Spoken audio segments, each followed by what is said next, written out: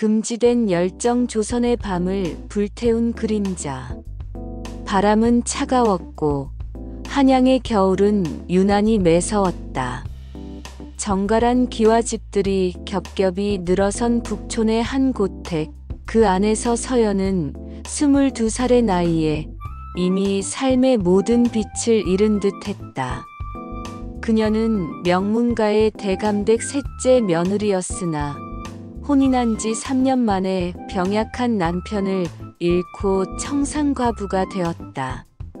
시댁은 엄격했고 시어머니는 아들을 잃은 슬픔에 더욱 날카로워졌다. 서연에게 주어진 유일한 도리는 수절이었다. 흰 소복은 그녀의 젊음을 가두는 족쇄였고 조용히 바느질을 하거나 시어머니를 수발하는 것이 하루의 전부였다. 밤이 되면 차가운 방에서 홀로 잠들어야 했다.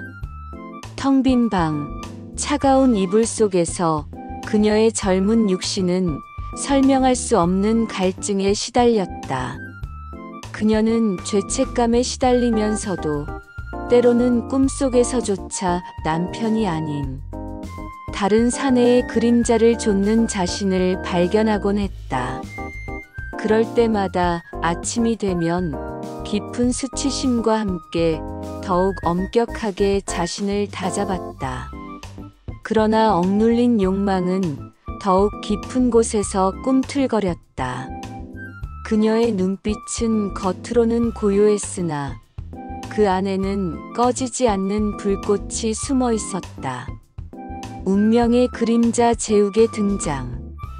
어느 봄날 고택에 새로운 담장을 쌓는 공사가 시작되었다.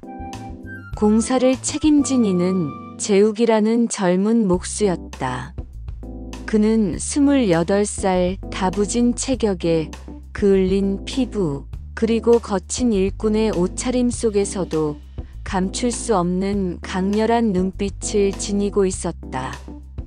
그의 움직임은 거침없고 활기찼으며 그에게서는 흙냄새와 나무 냄새 그리고 땀 냄새가 섞인 야성적인 기운이 풍겼다. 서연이 시어머니의 명으로 공사 현장을 지나칠 때마다 제욱은 무심한 듯 그녀를 스쳐 지나갔다. 그러나 그 스침 속에는 묘한 전율이 흘렀다. 서연은 자신도 모르게 제욱에게 시선이 가는 것을 느꼈다. 그는 고택의 다른 사내들과는 달랐다.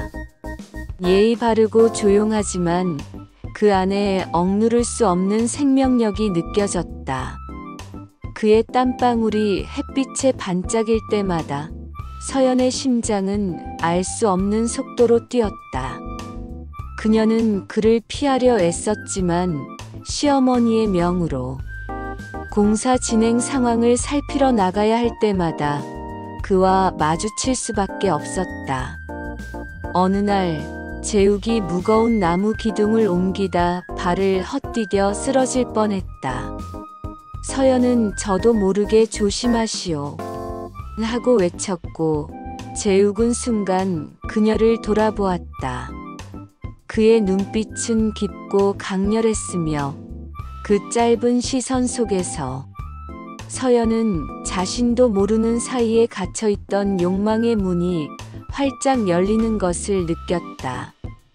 그의 눈은 그녀의 겉모습이 아닌 그 안에 숨겨진 여인의 갈증을 꿰뚫어 보는 듯했다.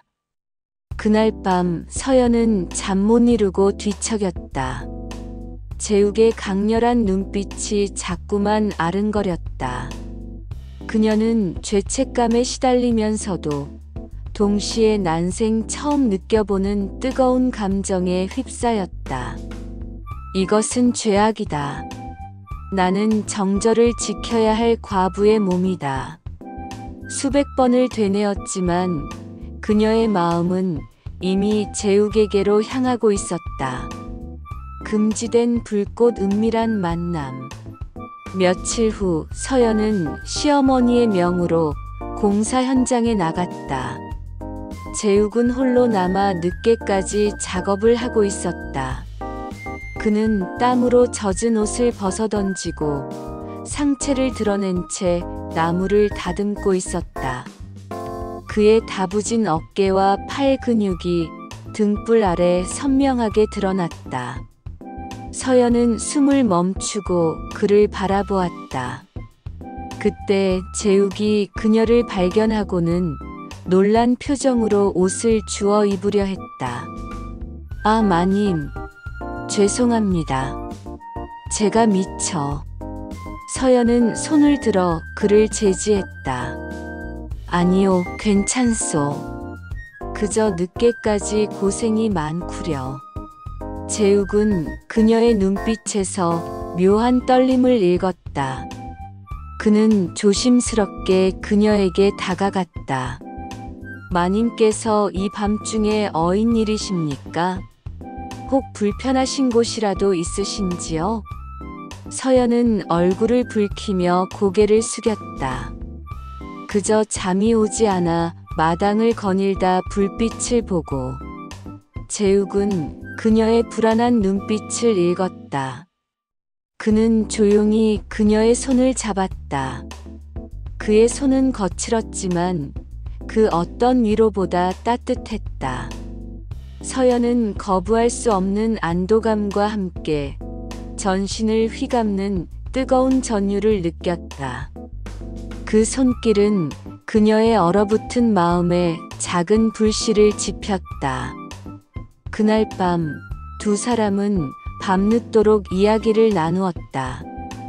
재욱은 그녀에게 세상의 거친 풍파 속에서 살아온 자신의 이야기를 들려주었다. 그는 그녀의 외로움과 억압된 삶을 이해했고 그녀의 눈빛에서 읽어낸 갈증을 채워주고 싶었다. 서연은 난생 처음으로 자신의 속마음을 털어놓을 수 있는 사람을 만난 기분이었다. 그녀의 눈가에는 이슬이 맺혔고 재욱은 조용히 그녀의 어깨를 감싸 안았다. 그의 품은 따뜻했고 서연은 그 안에 모든 것을 맡기고 싶었다. 그날 이후 두 사람의 만남은 더욱 은밀해졌다. 밤마다 서연은 재욱이 묵는 사랑채 뒷방을 찾았다. 그곳에서 그녀는 억압되었던 자신의 욕망과 마주했다. 재욱은 그녀에게 육체적인 위로뿐만 아니라 정신적인 해방감을 안겨주었다. 그는 그녀에게 세상의 이야기를 들려주며 그녀의 닫힌 세상을 넓혀주었다. 서연은 재욱과의 만남을 통해 자신이 살아있음을 느꼈다. 그녀의 얼굴에는 생기가 돌기 시작했고 눈빛은 전보다 훨씬 깊어졌다. 그녀는 재욱의 젊고 강인한 육체와 뜨거운 열정에 매료되었고 재욱 또한 서연의 성숙한 아름다움과 깊은 마음에 빠져들었다. 그들의 관계는 단순한 육체적 교감을 넘어 서로의 영혼을 채워주는 깊은 사랑으로 발전했다. 그들은 위험한 불장난을 멈출 수 없었다. 달빛 아래 혹은 어둠이 짙게 깔린 밤, 그들은 고택에 숨겨진 공간에서 은밀하게 만났다. 낡은 창고 뒤, 담장 아래, 혹은 아무도 찾지 않는 후원 깊숙한 곳, 그들의 몸은 서로를 갈망했고 금지된 접촉은 더욱 짜릿한 전율을 안겨주었다. 서연은 재욱의 품에 안길 때마다 자신이 그동안 겪었던 모든 외로움과 억압이 한순간에 사라지는 듯한 해방감을 느꼈다. 그녀는 그에게서 진정한 자신을 발견했다. 위험한 그림자 발각의 위기. 그러나 비밀은 오래가지 못했다. 시어머니는 서연의 변화를 눈치챘다. 밤늦게 그녀의 방에서 들려오는 희미한 인기척과 아침마다 그녀의 얼굴에 피어나는 묘한 홍조가 시어머니의 의심을 키웠다. 또한 시어머니의 총애를 받는 몸종인 춘심은 서연을 질투하고 있었다. 춘심은 서연의 행동을 유심히 살피기 시작했고 결국 재욱과 서연의 은밀한 만남을 목격하고 말았다. 춘심은 시어머니에게 모든 것을 고자질했다. 마님, 셋째 며느리께서 밤마다 저 천한 목수놈과 정을 통하고 있사옵니다.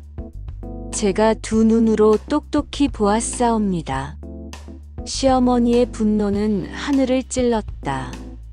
이런 음탕한 것, 감히 죽은 아들의 얼굴에 먹칠을 해?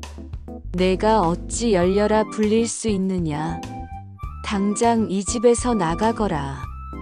그리고 저 천한 목수놈도 당장 끌어내라. 시어머니는 즉시 사람들을 시켜 재욱을 잡아들였다. 재욱은 몽둥이 찜질을 당하며 피투성이가 되었다. 서연은 무릎을 꿇고 빌었지만 시어머니의 마음은 얼음처럼 차가웠다. 어머님, 제발 무진을 살려주십시오. 모든 것은 저의 잘못이옵니다. 그러나 시어머니는 들은 척도 하지 않았다. 이런 음탕한 것, 내년이 감히 누구 앞에서 변명을 하느냐. 당장 저 목수놈을 관아에 넘겨 죽일 것이다. 그때 재욱이 피투성이가 된 몸을 이끌고 서연에게 기어왔다. 마님, 제발 도망치십시오. 저 때문에. 서연은 재욱의 눈에서 읽어낸 절규에 심장이 찢어지는 듯 했다. 그녀는 더 이상 주저할 수 없었다. 그녀는 시어머니의 눈을 피해 재욱을 부축하고 고택을 빠져나왔다. 이미 소문은 마을의 삽시간에 퍼지기 시작했다.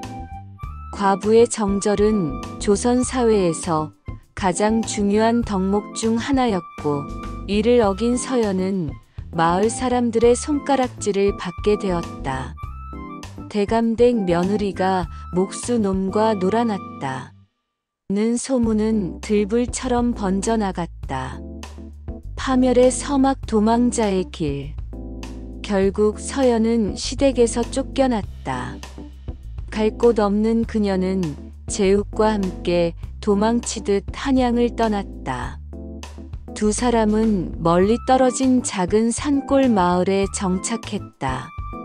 그곳에서 그들은 부부처럼 살았다. 재욱은 서연을 위해 밭을 일구고 사냥을 하며 생계를 꾸려나갔다. 그들은 비록 가난했지만 서로에게 의지하는 듯 했다. 하지만 서연의 내면에 억눌렸던 욕망은 한번 터져나오자 그칠 줄 몰랐다.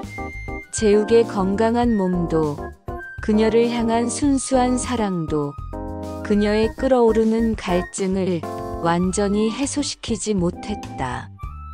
그러던 어느 날 재욱은 며칠간 사냥을 떠나게 되었다. 깊은 산속에서 잡은 짐승의 가죽을 한양에 내다 팔아 겨울을 날 준비를 하려 했던 것이다. 서연은 재욱의 떠나는 뒷모습을 보며 알 수 없는 불안감과 동시에 해방감을 느꼈다. 재욱이 떠나고 홀로 남은 밤, 그녀의 억눌린 욕망은 폭풍처럼 휘몰아쳤다. 서연은 밤이 깊어지고 재욱이 잠들면 조용히 오두막을 빠져나왔던 지난날과 달리 이제는 거리낄 것이 없었다. 그녀는 옷을 곱게 차려입고 장터 어귀의 주막으로 향했다. 주막은 다양한 사내들로 북적였다. 서연은 처음에는 조심스럽게 술잔을 기울였지만 이내 그녀의 아름다움에 홀린 사내들이 그녀에게 접근했다. 그들의 거친 손길과 야비한 눈빛은 그녀에게 새로운 자극과 쾌락을 주었다. 그녀는 밤마다 다른 사내들의 품을 전전하며 자신의 욕망을 불태웠다.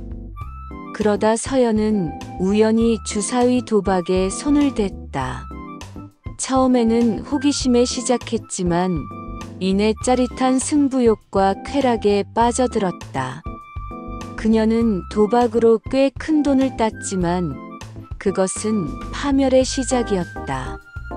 그녀는 이내 도박에 중독되었고 가진 돈을 모두 잃고 빚까지 지게 되었다. 그녀는 도박빚을 갚기 위해 몸에 지닌 폐물들을 팔았고 결국 한량에게 거액의 빚을 지게 되었다. 그 한량은 마을의 실력자인 김영감의 아들로 평소 주색 잡기에 능한 남봉꾼이었다. 서연은 빚을 갚지 못했고 그 한량은 서연을 김영감에게 데려가 노비로 팔아넘기려 했다. 욕망의 덫 파멸의 끝. 제욱은 며칠 후 사냥을 마치고 돌아왔다. 그러나 오두막은 텅 비어 있었고 서연은 흔적도 없이 사라진 뒤였다.